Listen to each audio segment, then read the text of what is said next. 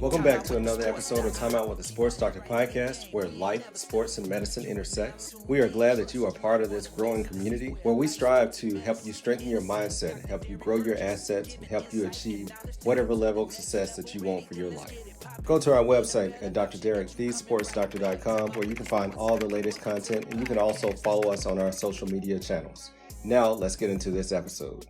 Welcome back to another episode of Time Out with the Sports Doctor podcast. And I'm glad to have you with me for another week. And we are officially in graduation season of 2026. So I'd like to take this moment to congratulate the families, the students for this great achievement, whether it's from high school, college, medical school, or finishing your residency program. Congratulations to you, because I know the sacrifice and commitment that it takes to make it to whatever milestone that you're at. So congratulations. Make sure you take a moment to reflect with those that are important in your life and to thank those who have helped you along the way, because I know no one makes it through or to the finish line without help of their loved ones or family, or sometimes it's coaches or teachers who have been impactful in your life. So take a time to really look back and reflect over what you have achieved to this point. And that's going to really be the theme of today's episode, is looking back and reflection. Over the last week or so, I've been doing a task that I've put off for way too long, and that's cleaning out my office, and as well as going through a lot of old files. And I'm talking about old files. I literally opened some envelopes from about 25 years ago. I opened my official acceptance letter to Howard University College of Medicine. And really just looking back and seeing a lot of things that were completely off the radar or that I've totally forgotten about over time. And from that, I want to share just kind of 3 takeaways or 3 hot takes that really stood out to me, and I think will probably resonate with everyone who's listening, no matter where you are in your journey. And I'll say the first thing is, you are farther along than you think. You have probably accomplished a lot of things in your life that you've completely forgotten about, or just completely say, oh, it wasn't a big thing. But I think when we reflect and look back and say, wow, you know what? I did struggle and I got through it. And that helps you believe that you can accomplish more things. So one of the things I found was my acceptance letter to Howard University College of Medicine. And evidently, I don't know if they sent me an email, but I never opened that letter. Maybe I got another copy in the mail. But the letter said, of course, on behalf of Howard University College of Medicine, congratulations on being accepted.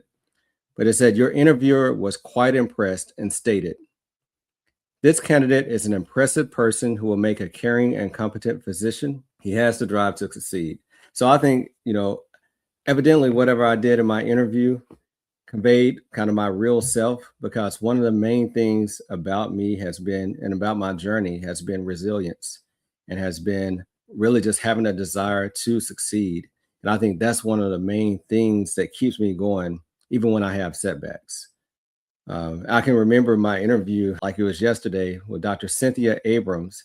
And, this shows you why it's important to dress to impress or dress for the job. I had on, I believe it was a black suit, white shirt, red tie, and black shoes. And for a couple of years while I was in medical school, anytime I would see her with another student, she would always comment on how crisp my white shirt was and how polished my shoes were. These are things that are intangibles, right? That she appreciated, as well as gave me credit for during the interview. A lot of times it's the little things. We worry so much about the big things, but many times it's the little things that really make a difference, especially when we're meeting people for the first time and making a first impression on them. So always, dress the part, always show up, always put your best foot forward when you are in an environment of that nature. Are you a young physician who's frustrated in figuring out how you're going to continue to fund yourself through this early phase of your career? Are you tired of speaking to lenders who do not understand your plight? We have a solution for you. Let me introduce you to Doc2Doc Lending. Hey everyone, I'm Dr. Zwade Marshall, co-founder, CEO of Doc2Doc Lending. We are the exclusive lending partner for physicians and dentists in the United States. We underwrite our loans thoughtfully, knowing the physician journey and your career trajectory. We're a company that's been founded by doctors and built for doctors because we get it. Banks don't understand all the ways in which we struggle through educational debt, consumer debt, as we're trying to make ends meet during a very challenging time of our lives. Doc2Doc is underwritten with thoughtful process that's meant to give you credit for all the unique physician characteristics that you have, like being board certified, having a dual degree, undergoing and finishing a specialty or a fellowship as well, and just being employed as a physician. All of those things give you credit to get your interest rate lower with our platform. So we are glad to partner with Doc2Doc Lending. So if you are stuck trying to figure out where you can get funding or where you can continue to support your family during this time of transition in your career, we offer you a solution. Doc2Doc Lending, physician-owned, understands your plight, understands what it's like to be an early physician or a physician who wants to do something outside of medicine. Check out Doc2Doc Lending. This segment is a paid advertisement for Doc2Doc Lending, Inc. Loans are made available by DR Bank, member FDIC, and are subject to credit approval and available in approved states only.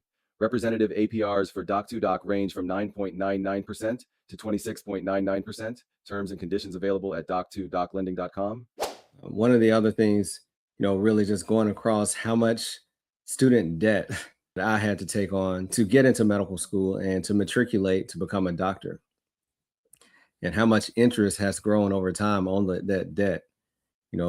I paid my debt off probably about 5 years ago now. However, it took being very intentional for almost a decade to achieve that goal. So I'll say hot take number 2 is reflecting or looking back helps grows your faith. Now, how does that work? So by keeping receipts, or it's almost like when you look back and you see, okay, I made honor roll during medical school. I did well during residency.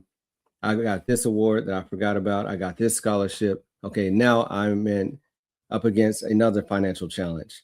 Where's this money going to come from? How am I going to achieve? Can I pass this next test that's coming up in my life? So I think by looking back and pretty much keeping receipts of your past achievements, almost like little small faith deposits into your account, right? And the more that you make these deposits into your faith account, the more your faith grows. And you're going to need that when you come up against the next challenge. Because in life, when the challenge presents itself, what does your mind typically do? Your mind starts to replay whatever you put into it. First thing that's probably going to pop in your mind is doubt. And it's going to be on you or for your surrounding circle to really say, no, you can do whatever this challenge is, because don't forget, you've accomplished so many things in the past. So make sure that you're giving those small deposits. Make sure that you are surrounding yourself with people who will build you up. Make sure that you are putting yourself in positions to be successful. So looking back, reflection will definitely help build your faith. It also, for me, makes me appreciative of the journey, makes me appreciative of the things that I've accomplished. My wife and I were talking about, her residency spot and how everything just worked out so that when we were starting our family, she was back in residency, and that we both end up finishing at the same time, graduating from Howard University Hospital, and she was in her residency program for pediatric dentistry. She took a 2-year break to work, but then a spot opened up. We were planning on, hey, let's think about applying next year for the spot. And what happened? A door opened a week after the program had started, and she was able to be accepted right away. So those are God things. Those are things that you couldn't really achieve on your own if you wanted to. So for me, if he did it before, he can do it again. So I always believe that. And that's why I walk in a certain way, even in challenging times. Now, every day is not a great day. Every day when challenges are up against you, every day is not going to feel like a day of victory. However, if you keep moving forward, if you keep doing the basic principles and the things that have gotten you to this point and continue to show up, I believe that you will continue to be successful. And then I'll just say, probably the hot take number 3 is I keep way too much junk. Thanks, Mom, for that. That is definitely something that runs in the family that I've taken on from you. Now, on the other hand, I am the person who still has all my old yearbooks, still have like t-shirts from kindergarten or t-shirts from elementary school because my mom saved that stuff and it has value to me. But I'm a person who struggles to get rid of that kind of stuff. So it's good and bad, right? Anybody else out there have old stuff and you don't really know yourself why you're still holding on to it? But at the same time, I really appreciate being able to look back and reflect because I know everyone doesn't have that opportunity. And just thankful that I didn't lose things along the way, especially through all these moves that I've had throughout my career. But I'm trying to do better. I'm trying to part with some of these things, even like old receipts. Like, why do I still have this? So definitely trying to do a better job of staying organized and up to date because I literally was throwing away stuff from 10, 15, 20 years ago that has absolutely no relevance in my life at this point. But yeah, so congratulations again to the class of 2026. Congratulations to those residents and fellows who will be finishing all later this summer and starting a new phase of your life.